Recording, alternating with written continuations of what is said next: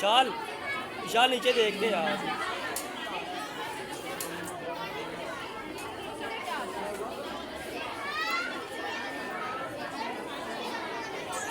استاد نے جو عقیدہ ختم نبوت کے بارے میں بتایا کیا آپ کو معلوم ہے؟ نہیں آپی، بس میں نے اتنا سنا کہ ہمیں ختم نبوت کے لیے کام کرنا ہوگا. جب استاد بتا رہے تھے تو آپ کا دھیان کدھر تھا؟ تو تم کیا سو رہی تھی؟ ارے آپ لوگ لڑے مت، اگر آپ کو جانا ہے تو جا کے تحریم آپی سے پوچھ لیں. ارے ہاں چلیں. تحریم آپی، تحریم آپی، تحریم آپی. ارے تحریم آپی تو ادھر ہے. السلام علیکم.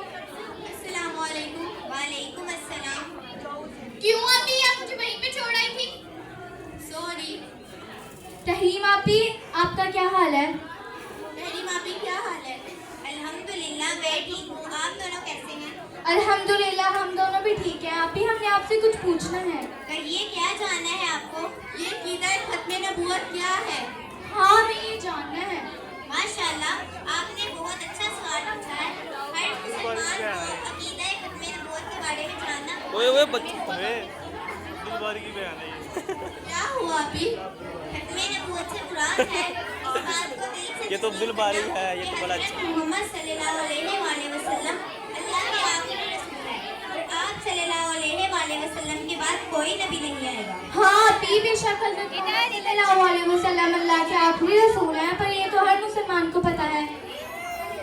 ہمارے استاد نے کہا ہے کہ ہمیں عقیدہ ختم نبوت کے لیے کام کرنا ہوگا. اس کا کیا مطلب ہے؟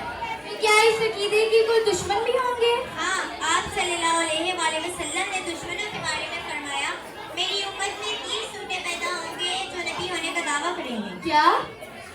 تو کیا آپ صلی اللہ علیہ وآلہ وسلم کے بعد کوئی نبی آ سکتا ہے؟ ہرگز نہیں. آپ صلی اللہ علیہ وآلہ وسلم کا ارشاد ہے لا نبی یا بعدی، ترجمہ میرے بعد کوئی نبی نہیں آئے گا.